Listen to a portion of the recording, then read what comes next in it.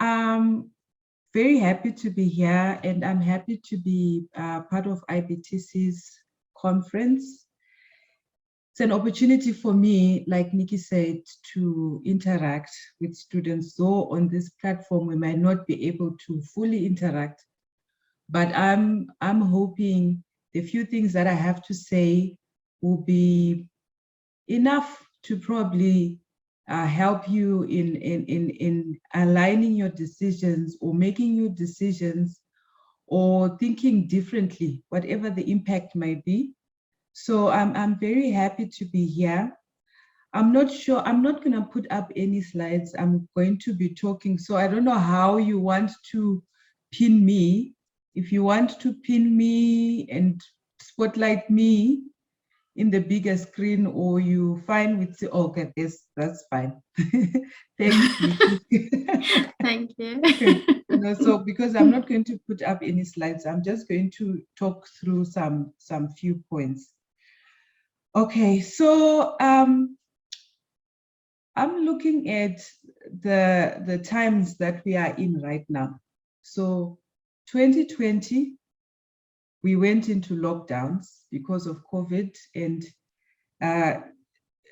we were affected personally and also in businesses.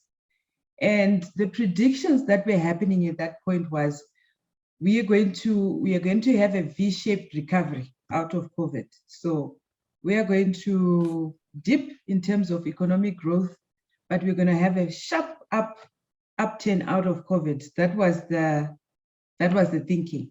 That was there. And we did 2 years, and and now we're just out of the state of disaster right now in South Africa. But at the same time, China is in a lockdown. They've gotten into a lockdown again. Initially, it was supposed to be for 2 weeks, but we don't know. And as soon as we think we are out of it, then we have the Ukraine and Russia war starting. This also has caused so many different dynamics. So if you remember in COVID, most businesses freezed increases for their staff salaries, freezed increases for their products. Even us in CIMA, we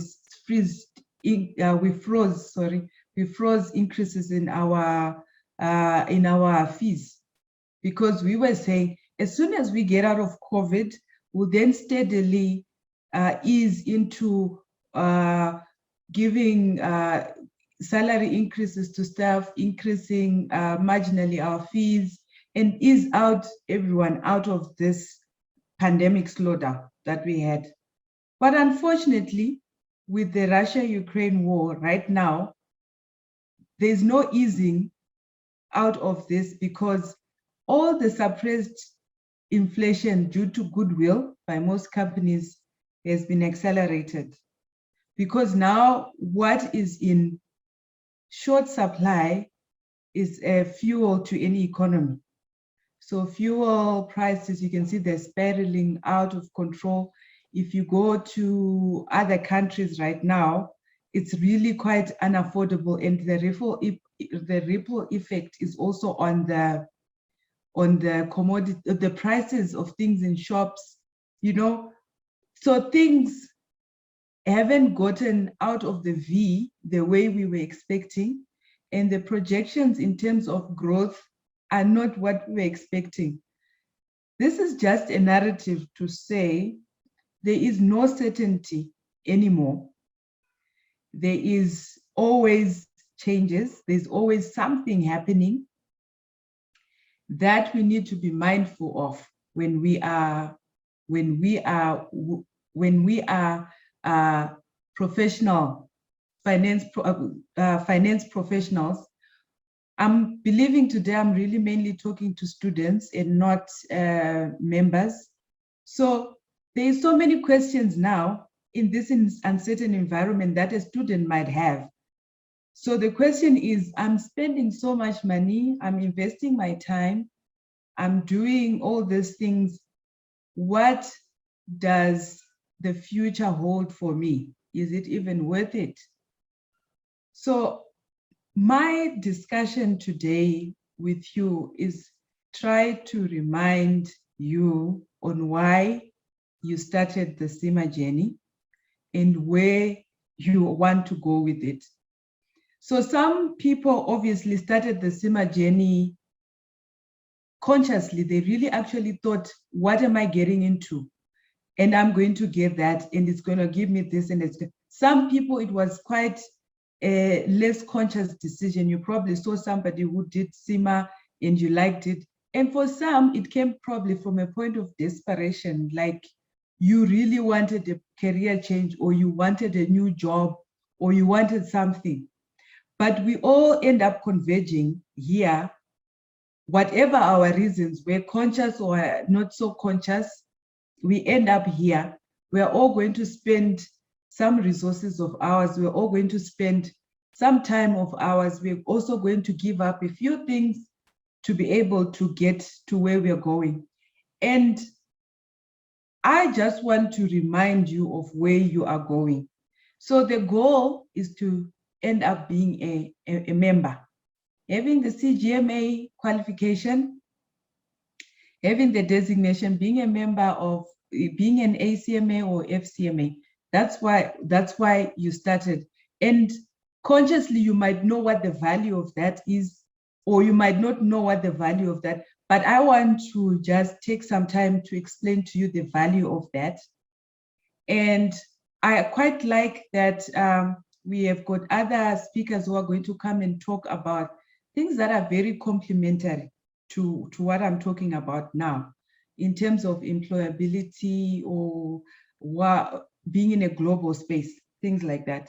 So we are here today, and we need to be reminded. If you're a prospective student, I'm hoping it can make you make a decision quicker on joining CIMA. So we are starting on a journey.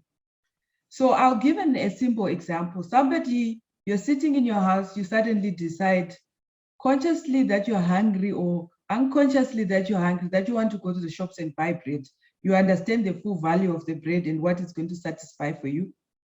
You leave your house, maybe when you're just out of the driveway, or when you're midway, you can just decide, you find out you don't have the means. You left the means of payment, you left your card, you did something. That frustration that you feel when you have to go back home and come back, so that you end up having the bread. I leave it in Nikki's hands, IBTC hands. You are responsible for making sure that those people who go back, forget and everything, they end up getting the value that they want to get out of the qualification. So if I can give you the value of the qualification, so it's mainly designed to give you career support. Obviously, other people will get into business using the same qualification. That is good as well. So you want career support, and what career support do you get during the journey and when you become a member as well? We say we keep you on the pulse, meaning you have knowledge of what is happening. If you have seen, there are professionals that are very assertive and articulative and have presence. The only thing that gives them those things is knowledge. Because the only way you can be assertive in any situation, if you have knowledge or you have information. So as a finance professional, you get into a meeting, you're making a decision, and you can say, you know what, this probably will work. It worked in such an environment, or it didn't work in such an environment, and we can do. And that information, you get it from the support that you get from CIMA. Then people start to respect you because you know. So this is over and above the qualification that you're going through from the operational level or from the certificate level up to the strategic level. That is a base qualification that makes you ready for you to now start understanding the business. So when you get the FM magazine, you see something there, or you get hold of a CIMA research article or thought leadership, it gives you information to be assertive in any environment that you want to share your knowledge, your thoughts, and input to decision making. That's career support. It makes you ready. I've just talked about the changes. We are in a digital era. Some are even talking that we're already in the fifth industrial revolution, where the human being and the machines are now interacting and creating value together. So you need to be ready. Our curriculum obviously will give you this digital strategy and things like that. But over and above it, where you are going, where you are being progressed to through the tuition that you are receiving from our partners, you need to be ready in that future. So we have tools like the digital mindset, the CGMA store, that is allowing you to keep on updated of what is happening. So if you have learned something in your PQ, that is enough trigger for you when you see something else that is happening or some courses that are out there to augment your learning that you're getting today. So learning that you're getting today is very important because it's going to make you be able to understand what you need to understand when you are in the right positions or in the positions that you will be. Also, we want to make you a trusted person. So if you see some professional bodies, when their members are talked about, it might not be in the best light because the professional body itself has failed to live up to a certain standards, or its members are failing to live up to a certain standard, and no one is being held to account. So we at CIMA work tirelessly to make sure that anyone who has a certificate written CIMA or has got these credentials is treated as a trustworthy person. Our code of ethics, our professionalism, our professional standards and conduct department will not let go without investigating any member that would have been alleged to have done something wrong, so that we protect the integrity, because there is no point having a certificate or that says CGMA when it means nothing to anyone else out there. So we want to keep this as a trusted qualification so that you can be trusted and your career can be progressive because you are part of a trusted organization, PAO. Getting connected, we want you to keep connected. The way you're saying you're connecting as students here in this conference, we also want you to stay connected in CIMA communities, because that's when the topical issues get discussed and it makes you stand out. It makes you stand out when you bring those things to the fore. And there's so many of those opportunities for connection that you can take advantage of as well. And one other thing that is mainly very important that I would obviously put maybe next to trust is support. So you'll find that there are many students or members who just want to get their qualification and get on with their job, and they task CIMA to make sure that the profession remains relevant and we advocate for the profession. So like in the South African space, we do advocacy work, whether it's the government or the national. Last year it was the National School of Government.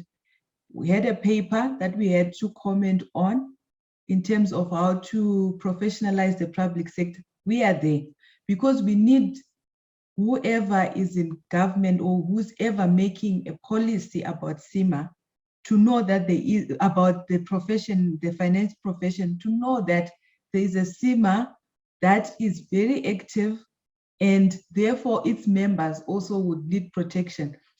We have various engagements with even SARS. When they have they have changes to legislation, mainly affecting the tax practitioners. We are there. We give a voice. SARS must know that there is CIMA. When there is so many engagement with SAQA, with the other regulators, we are there because we need to consistently show that we are a present and active body.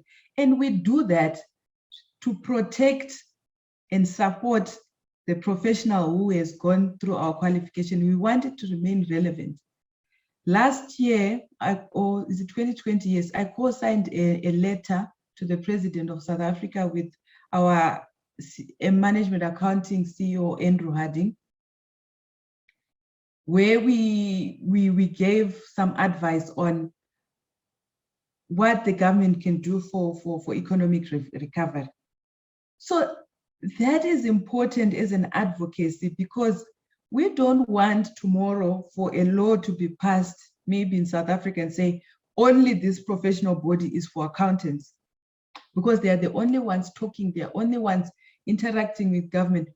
We want to be there, and we do it globally. In the UK, everywhere we do advocacy work to make sure that our professionals remain relevant and their credentials remain sought after. So this career support actually gives you access to the association's resources. There are almost 700,000 member students, education professionals across 192 territories of this world. So that is the community, or that is the bread that IBTC, yourself are working together to go and buy. So you mustn't forget the value that is ahead of that.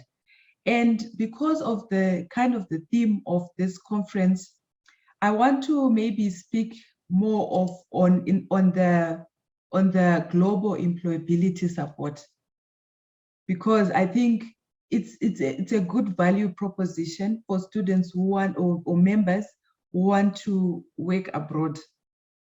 I'm not really sure if there's other students on this call that are from other African countries, but there could be. It was very okay. few, I imagine. Yeah. So I just want to start local. Okay, let me first that CIMA is one organization and it's one qualification. So if you sit for your CIMA exams and pass whilst you are in Australia or in Hong Kong or in China or in South Africa, it's the same qualification. That is the basis of the global passport or the global employability.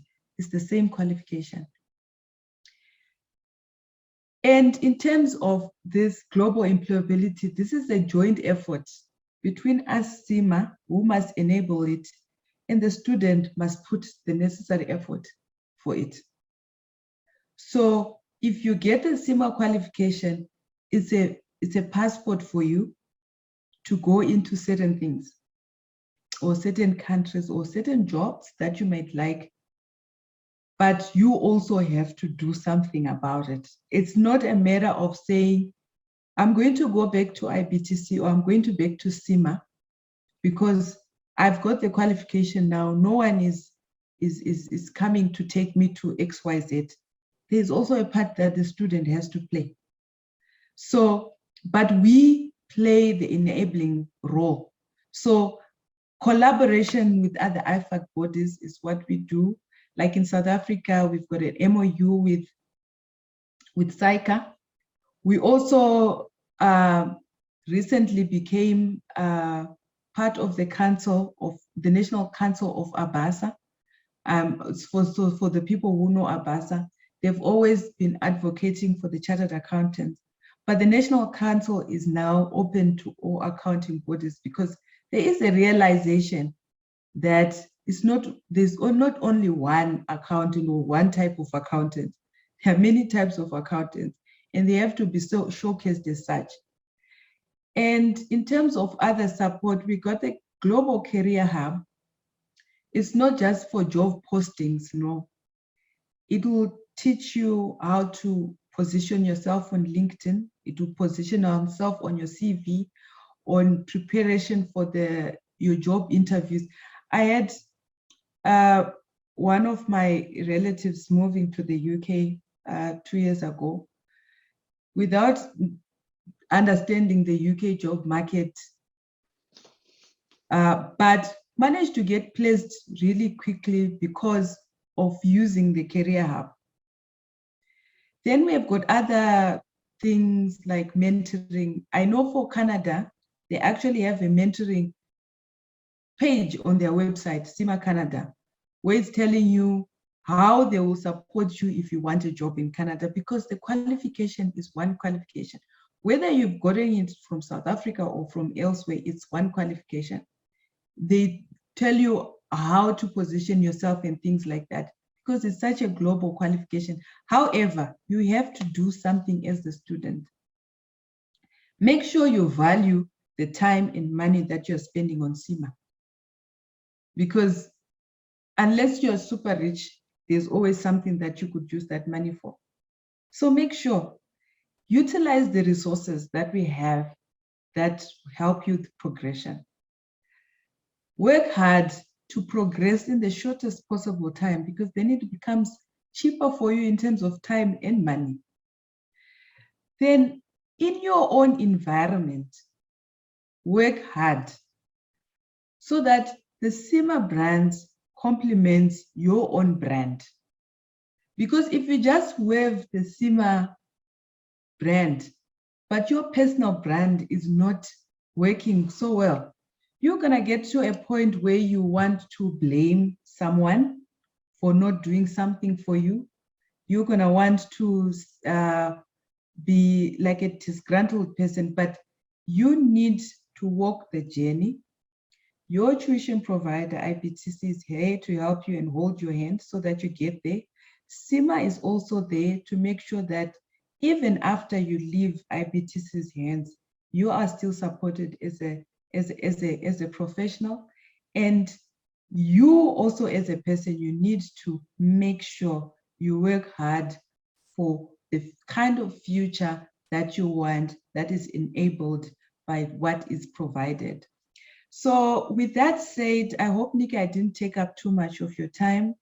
I want to pause here, and I'm really hoping somebody has gotten clarity of what they're looking for, and they're going to make decisions that are beneficial to them and the economies of Africa or of the world.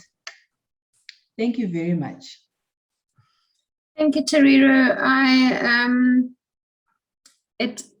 I like what you said about the V-shaped recovery, and didn't like that we don't have a V-shaped recovery, because I was thinking, oh, I'm not experiencing V-shaped recovery, but it is indeed. It is the China going back into lockdown, the Ukraine-Russian war, this fuel prices spiraling, are we getting poorer and poorer, you feel?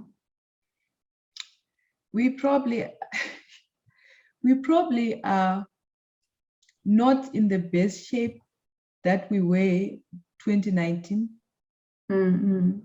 But we're also in the best shape for survival and adaptation and getting better. So in as much as we might have shrunk in terms of our financial resources, or we're struggling, we've become better people who, when everything settles down, we've got quite some good muscle to push forward. That's my thinking of the position we are now. I think it also comes down a little bit to what you value or what you measure. Yes, we all have careers and we all want more and more, and we all want better remuneration or good investments, good return. But sometimes what life does is, when it takes away from the one, it gives you more of the other. And I feel as we potentially are getting poorer and poorer financially, we are increasing in our resourcefulness, in our grit, in our ability to innovate, and as you said, our ability to survive. Yeah. And it is when one uses one thing to measure one's growth or success, that's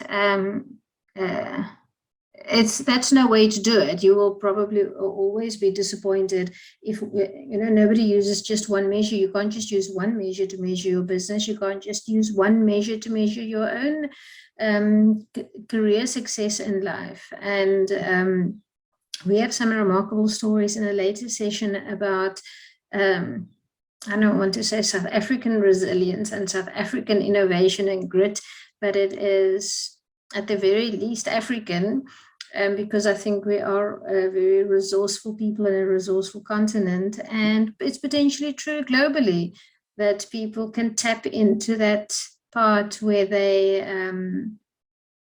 where you can adapt. Because we don't want to die. No, and the agility and the strength that we are getting now, it's not always going to be doom and gloom. There are going to be seasons of boom that are going to, I'm very optimistic about that. And what's going to make that boom better than any other boom is we're getting into it strong. Yes, totally. Yes. Sure, I just thought of a saying. Oh, now it slipped my mind. It will come back to me. I must say there are other things. If I think about what is CIMA or CIMA South Africa or CIMA Africa doing to support its students, and I'm actually very glad that you just had a heart-to-heart conversation with all of us, and not a slideshow. I commend you on that. It shows that it really comes from the heart. But one forgets I forget the lobbying you do, and I forget and I should know about all the SAQA and legislative things, just to stay in the game and just to make sure, in a way, you're not caught with your pants down. So I know just from a SAQA and being accredited or having your qualification, it now needed to be re-registered as an occupational certificate, and just to stay on top of all those things take a lot of work, because the next thing you know, CIMA forgot to do that or neglected to do that because your focus was somewhere else, and then suddenly they are moving on without us. And I think it's a lot of the work that you do that we can't see. So thank you for reminding us of that lobbying and the advocacy work, and the things that you do to protect the CIMA credentials on the continent. It's a lot of work, Nikki, I must say. It is really keeps us a lot up of at night, work. It is a lot of work, and legislation is always changing and it's always getting tighter. You can never have legislation getting looser and looser. It gets tighter and tighter. So we have to make a commitment to make sure that CIMA is recognized wherever we operate, and we have to comply. And that is one of the bigger jobs and mandates that I have, to make sure that the qualification is defended wherever it's being offered, and we toe the straight line in terms of compliance. Otherwise, we let down, in Africa, close to 5,000 members. We let down 20,000 students, and we can't do that.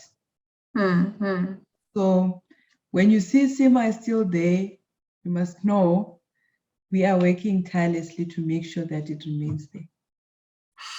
And then tell me, what does CIMA look like on the rest of the continent? Is it are you making inroads there? To what extent do they have? To what presence does CIMA have on the rest of the African continent?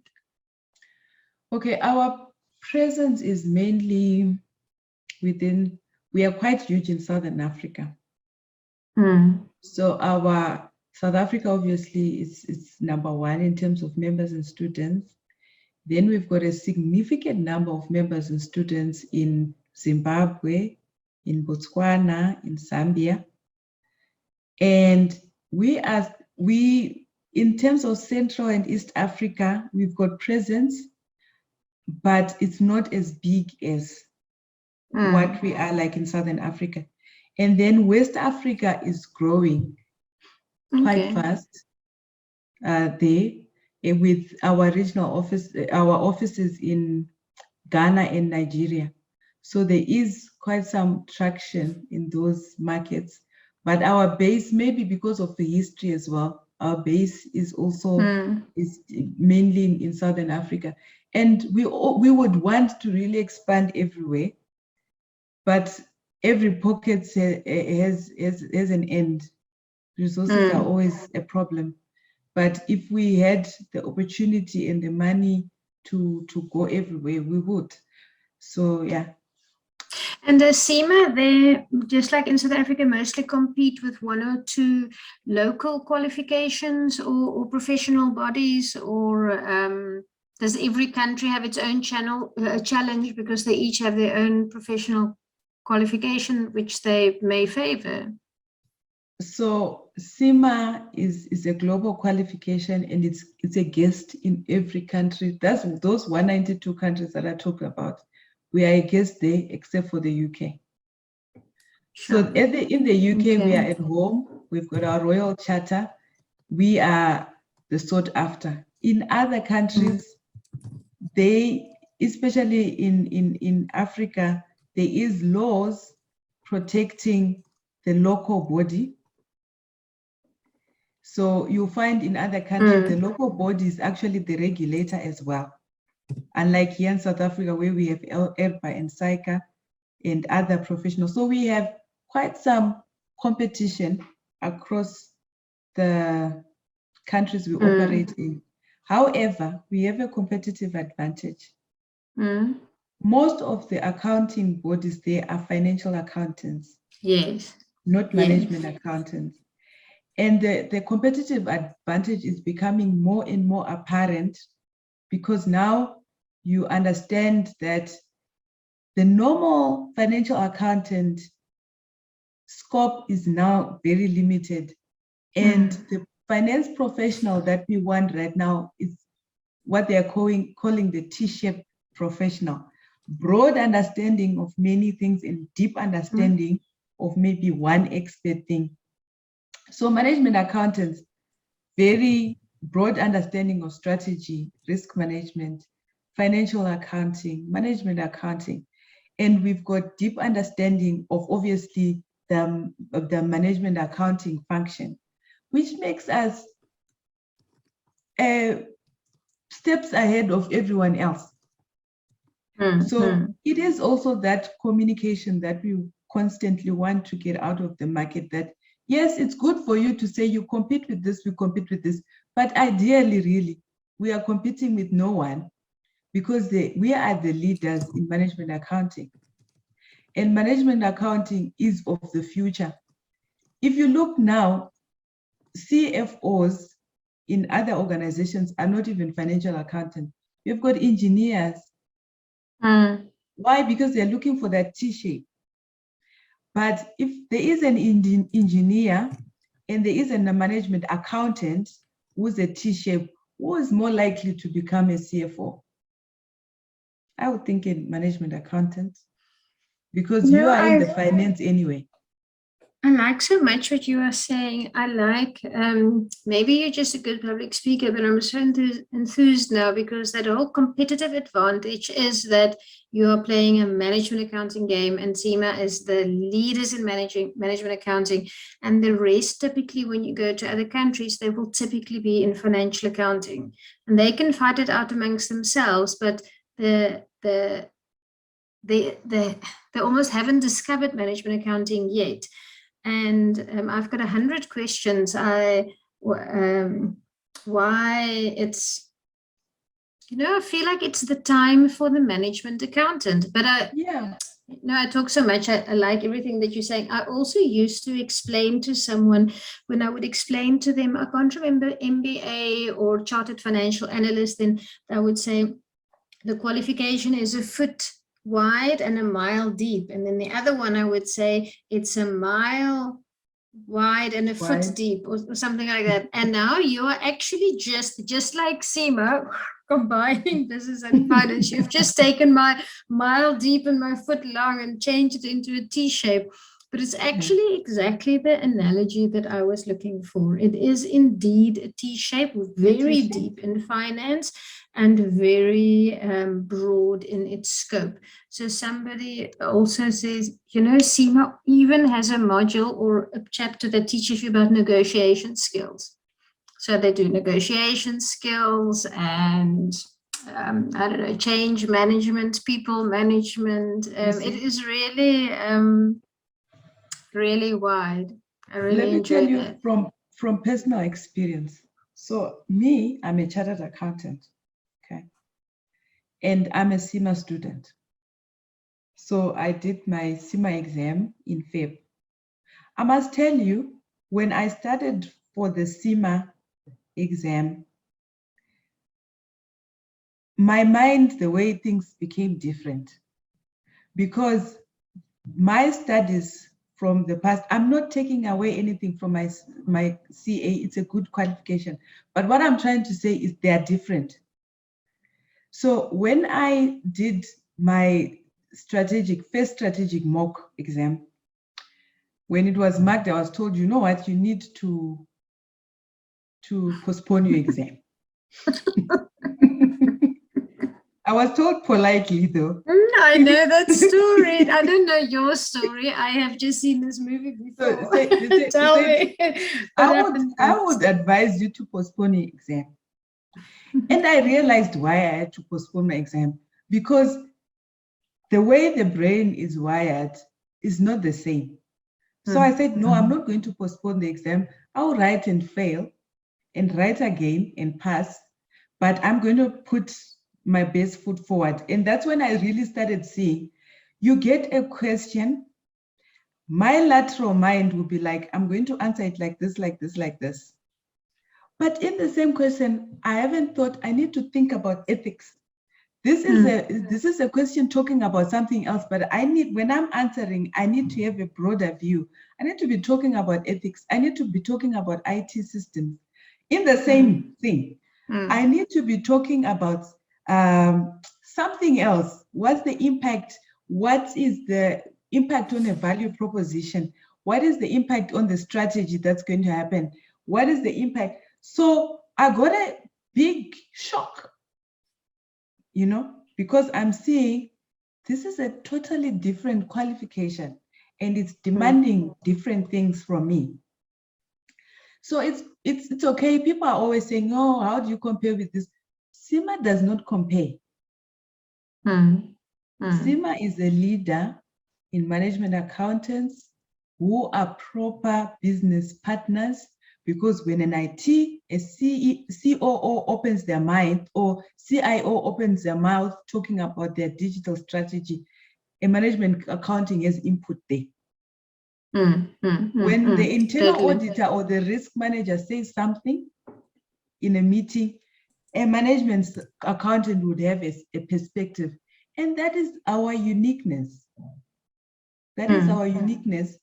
And in my mind, there's no competition. But anyway, other people would think there is competition. I don't want to correct them or argue with them. This is just my opinion.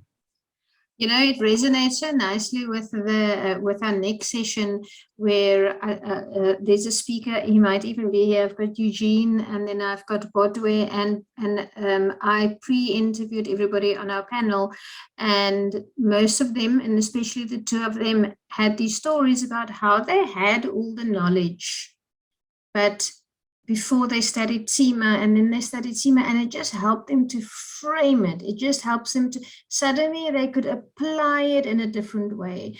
And I hear a lot of those stories. Students who write case study exams with us would say, just suddenly the penny dropped. Suddenly I understood how I was meant to be thinking about all these things.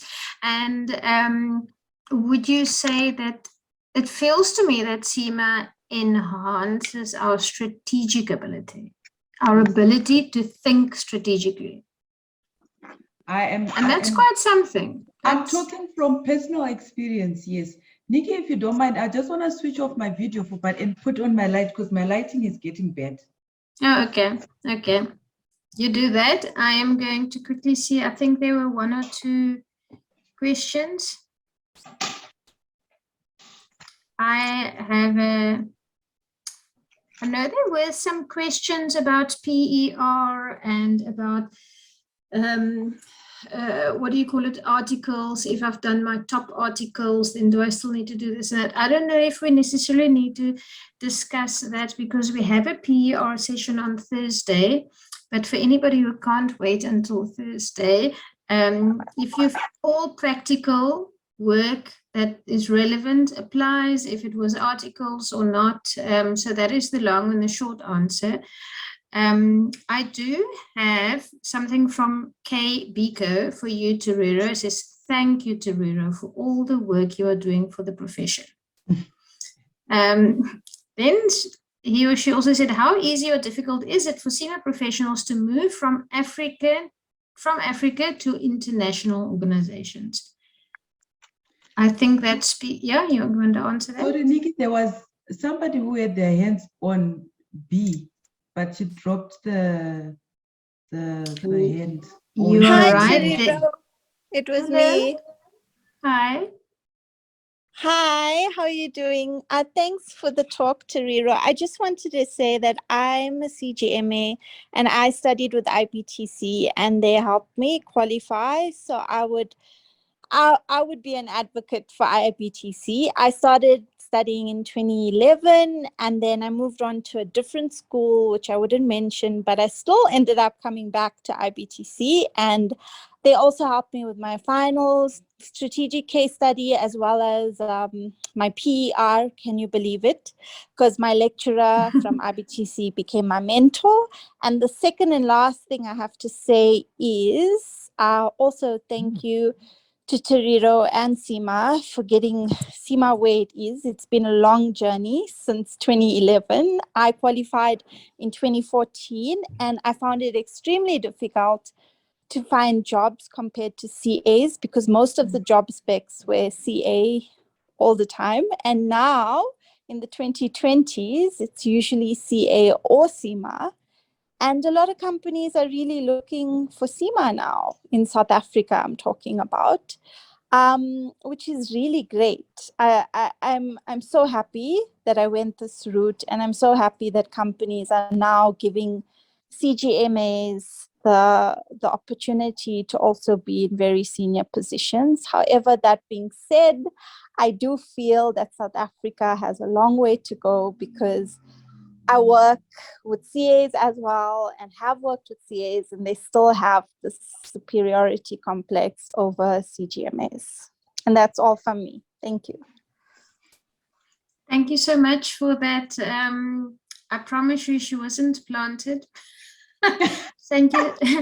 Thank you so much. You know, we take helping our students so seriously and every now and again we get a gift back when somebody really gives us some feedback. So thank you so much for that. Terero, you wanted to say something?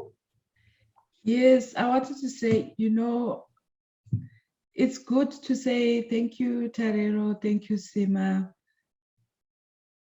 The correct thing would be thank you, CIMA, because this has been a build-up over time. I'm probably reaping the benefits of all those people that came through. And right now I'm also planting and maintaining. And the benefits will also be reaped by some people, some that I don't even know, because that's how life is. So but one thing that I can say about CIMA is the commitment to future-proofing the profession, the commitment to make sure that the member and the student have the right standing in whatever economy they find themselves is there. So your qualification is safe in terms of defending it.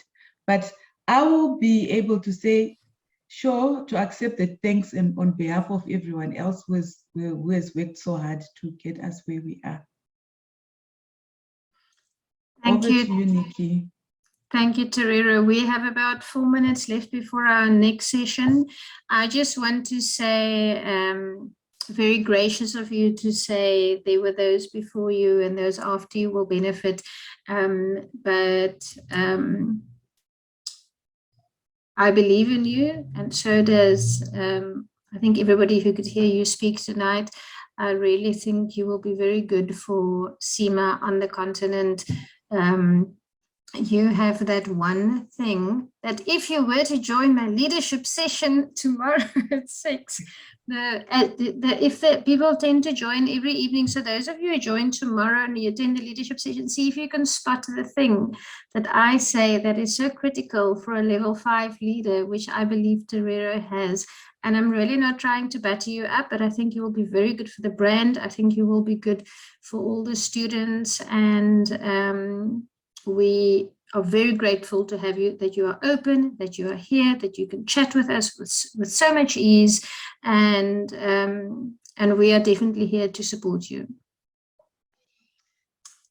Thank you so much, Nikki. It's really humbling, but thank you so much. I appreciate it. And thank you to the students who were listening. Like I said, I'm also a student, and we are going to get there and get that designation, and we're going to do wonders with it. I'm very optimistic about that. Thank you.